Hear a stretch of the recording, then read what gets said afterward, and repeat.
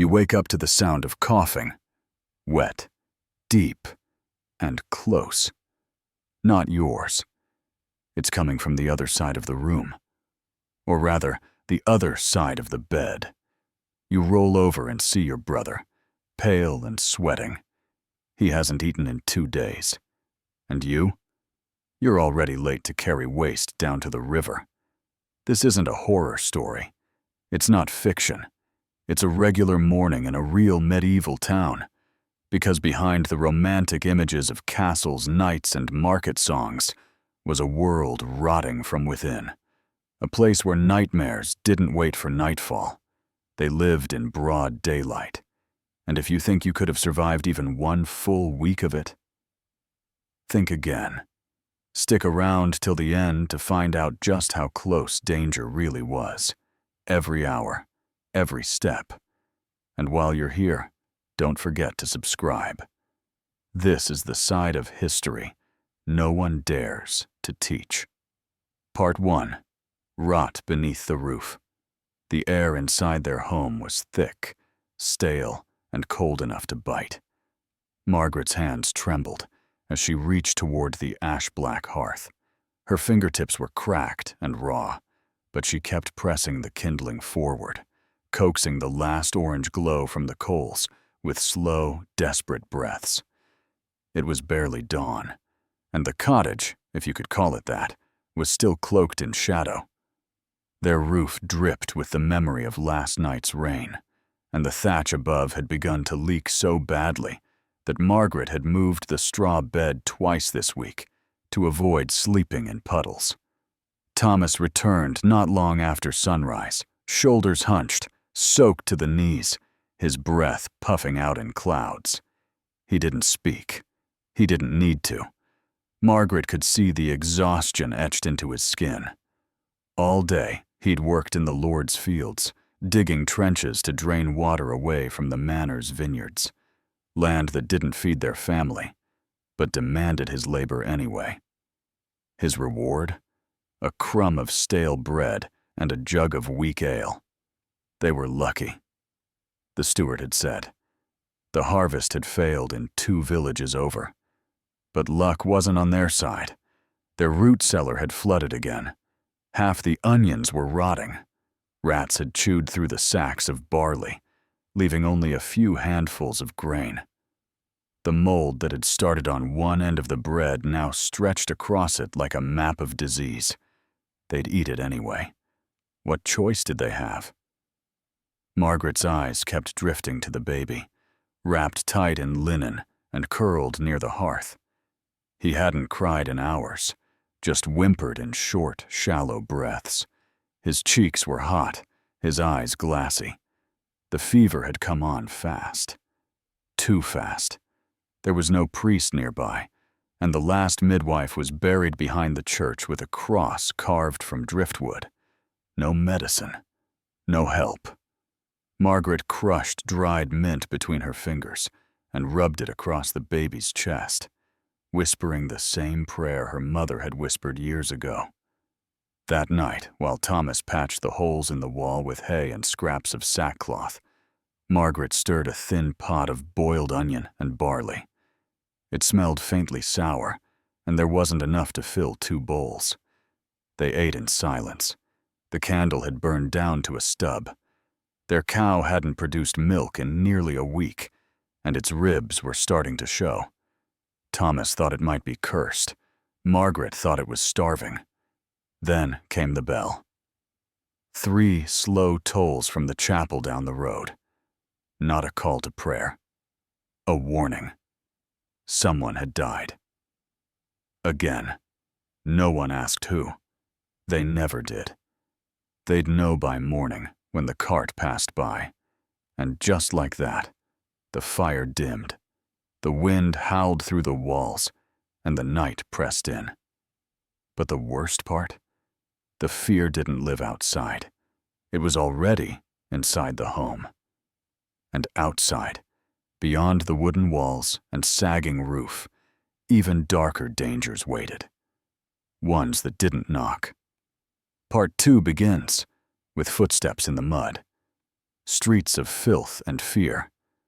By the time the sun finally crept above the broken rooftops, the village was already alive with movement, but not the kind that brought joy or hope. The alleys twisted like veins between leaning timber homes, and every step squelched into something foul. The streets weren't paved. They weren't swept. They were open veins of waste, running with the remnants of last night's meals, the guts from this morning's slaughter, and worse, human filth dumped straight from chamber pots onto the muddy path. There were no sewers, no drains, no one to clean it up. 12-year-old Elric gripped the wooden handles of the cart with frozen fingers. His palms were cracked open from the cold, and blood had dried beneath his nails from where the splinters bit in. He wore no gloves. He'd never owned any. His tunic was thin, stained with grease and something darker, and his feet, bound in fraying linen, were already soaked through. Leather boots were something nobles had, something priests had. He couldn't even remember if he'd ever tried a real shoe on. Rags were all he knew. He made his way slowly down the main alley, eyes down. He didn't want to see what waited in the gutters. He didn't want to know what the chickens were pecking at near the well, because he'd already seen too much for one lifetime. A bloated pig waddled across his path, dragging a strip of cloth in its teeth. It looked like a sleeve. It looked fresh. He stepped around it. Outside a crooked inn, 2 guards wrestled a woman to the ground. Her face was gray with fear, her hair tangled, her clothes torn. Elric recognized her. She sold eggs in the square, or at least she used to. The men shouted that she was a thief, that she'd stolen a crust of bread from the bakery. But everyone watching knew the truth. She hadn't paid her tax to the church this week, and in this village, that was enough to get you shackled. Her 2 children screamed as she was dragged to the stocks, but no one moved. Even the priest kept walking, his eyes fixed on the horizon, like none of it concerned him. By mid-morning, the butcher began his work. He'd hung a sheep upside down from a rusted hook nailed into a splintered beam, right in the open square. The animal was still twitching when the knife slid across its throat. Blood soaked the dirt, and within seconds, the flies came. Dozens, hundreds. They landed on the meat, the butcher's arms, the blood pooling at his feet. He didn't even swat them away. No one did. The townspeople lined up anyway. They'd buy the meat unwashed, untrimmed, barely salted. They had no choice. Hunger made you look the other way. And then came the rats. Fat ones, bold ones, with slick gray fur and eyes like glass. They didn't scatter anymore. They strutted. One climbed across a barrel not 2 feet from Elric's cart, gnawed through a rope of dried onions, and stared straight at him, as if daring him to do something about it. He didn't. He couldn't. Just last week, he'd watched one crawl across his uncle's chest in the middle of the night. The old man never opened his eyes again. But the bell still rang. The market still opened. The tax collector still walked door to door with his ledger and his smug grin. And Elric, he kept pushing the cart, because he had to. Because even in filth, even in fear, the village breathed. The nightmare never paused. And yet, deeper shadows waited just beyond the square. Part 3. When the sun goes down. Night didn't ease in gently. It dropped like a curtain. 1 minute, the horizon still glowed with a thin band of gray-blue. The next, it was gone, swallowed by a black so thick it felt alive. Out here, away from the safety of stone walls or manor fires, darkness wasn't just a lack of light. It was a presence. Heavy. Watching. Waiting. Old Wulfric sat slumped on a crooked bench beside the village's crumbling wooden gate. wrapped in a moth-eaten wool cloak that barely kept the cold from his bones. He was nearly 70, though no one knew for sure, including him.